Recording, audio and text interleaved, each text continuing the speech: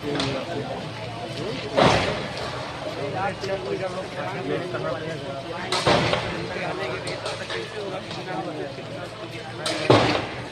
बोलना चाहिए ना, हम पार्टी बनने जाएंगे यार। तो हम कैसे ब्रेकिंग चला दें, क्या चला दे, तुम बताओ क्या चला दें यार। जब वो बोलने के तैयार नहीं तो हम क्या। ये सप्त सागर कॉलोनी है और ये हमारे पीछे खड़े हैं संतोष गुप्ता, और ध्यान से देख लो, संतोष गुप्ता नाम है, गुप्ता जी हैं, और ये बगल में इनके श्रीमती मनीषा गुप्ता जी हैं। दोनों लोग मेरे बगल में खड़े हैं। और पीछे ये बिमलेश सिंह, ये पटना के रहने वाले हैं, पटना के रहने वाले हैं श्री बिमलेश सिंह। ये गुप्ता परिवार है। पीछे देख लो, पूरी बिल्डिंग है जो गिरी हुई है, छत, ये जो छत पूरा गिरा हुआ देख लीजिए आप लोग, छत। मनीषा गुप्ता और इनके पति संतोष गुप्ता ने 2018 में जमीन ली। कितनी जमीन है ये? 1800 स्क्वायर फीट। इन्होंने 1800 स्क्वायर फीट जमीन लिया। जमीन लेने के बाद उस जमीन का दाखिल खारिज कराया। दाखिल खारिज अयोध्या के अधिकारियों द्वारा तहसील में किया गया। उसके बाद इन्होंने बैंक का लोन लिया। बैंक मैनेजर द्वारा बैंक का लोन लिया गया और बैंक मैनेजर का कहना है कि हमने यहाँ पर जांच किया है, 30 वर्षों के पहले यहाँ कोई तालाब था ही नहीं, ऐसा बैंक मैनेजर ने बयान दिया है। उसके बाद इनकी ज़मीन पर जो बिल्डिंग इन्होंने बनाना शुरू किया, जो आप देख रहे हैं, जो योगी सरकार के बुलडोजर ने गिराया है बगैर किसी नोटिस के। 3 महीने से लगातार काम चल रहा था। 3 महीने से छत पड़ गई थी पहली, दूसरा ऊपर काम चल रहा था। इन्हें कोई नोटिस नहीं दी गई। इनका इस ज़मीन पर दाखिल खारिज है। विकास प्राधिकरण से पूरी तरह से नक्शा पास है। विकास प्राधिकरण का नक्शा किसने पास किया? योगी सरकार के अधिकारियों ने। जमीन का दाखिल खारिज किसने किया? योगी सरकार के अधिकारियों ने। योगी सरकार के अधिकारियों ने दाखिल खारिज किया। नक्शा किसने पास किया? योगी सरकार के अधिकारियों ने। लोन किसने किया? बैंक के मैनेजर ने। बैंक सरकारी किस बैंक से है? यूनियन बैंक, सरकारी बैंक है यूनियन बैंक। उसके बैंक के मैनेजर ने पास किया। और उसके बाद सुप्रीम कोर्ट का आदेश है कि बगैर किसी नोटिस से किसी के मकान पर बुलडोजर नहीं चलेगा। अभी कुछ दिन पहले सर्वोच्च न्यायालय ने आदेश दिया है। लेकिन पूछ लीजिएगा अभी आप गुप्ता फैमिली से, इन्हें कोई नोटिस नहीं दी गई। एक भी नोटिस, सिंगल नोटिस इनको नहीं दी गई। और कल रात में चोरों की तरह बुलडोजर लेकर आए और इनका पूरा मकान गिरा दिया। इनका पूरा मकान गिरा दिया। इन्हें कोई नोटिस नहीं। अगर इनकी ज़मीन गड़बड़ थी तो इनको नोटिस देते, ये कोर्ट जाते, मुकदमा लड़ते, अपनी बात कहते।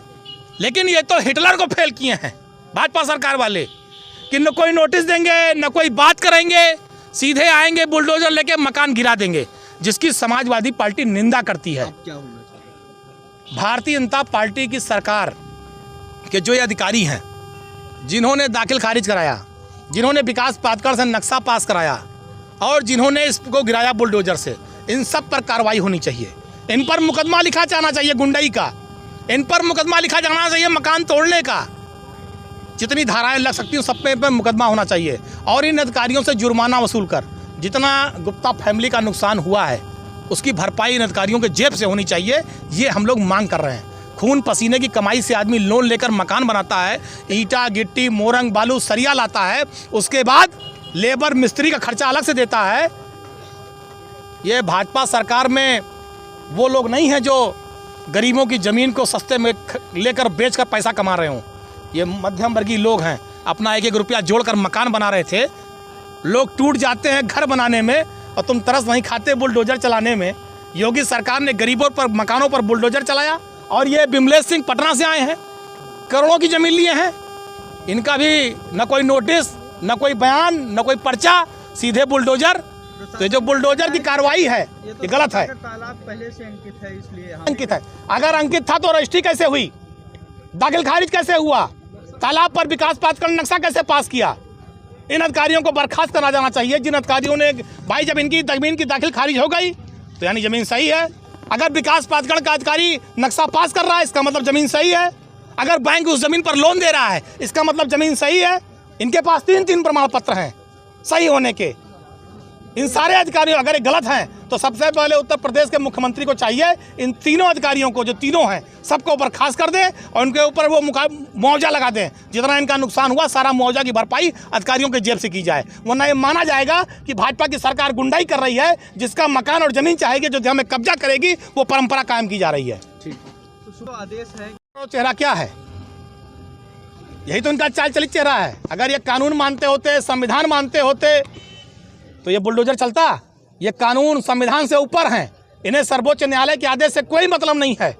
ये तानाशाह है, तानाशाही दिखा रहे हैं, जिसकी समाजवादी पार्टी निंदा करती है। इसकी और कोर्ट से बाकायदा कचहरी से हमारी लिखा पड़ी हुई थी, दाखिल खारिज हुआ हमारा, और हमने इसका नक्शा भी पास करवाया, इस पर हमने लोन भी करवाया, सारा सब कुछ हमने लीगल प्रोसेस की। इसमें जो भी करनी चाहिए एक आम आदमी को घर बनवाने से पहले, हमने सब कुछ वो सब किया। और अब जो हमारा बनने लगा, लेंटर हमारा पड़ गया, तो आगे बोल दिए कि यहाँ पर तालाब था, 3 महीने से बन रहा था, तब किसी ने नहीं कहा कि यहाँ पे आपका इलीगल वर्क हो रहा है। अगर इलीगल था तो हमारे ये पेपर्स क्यों हमारे अप्रूव हुए, क्यों हमारे पास हुए सारी चीज़ें।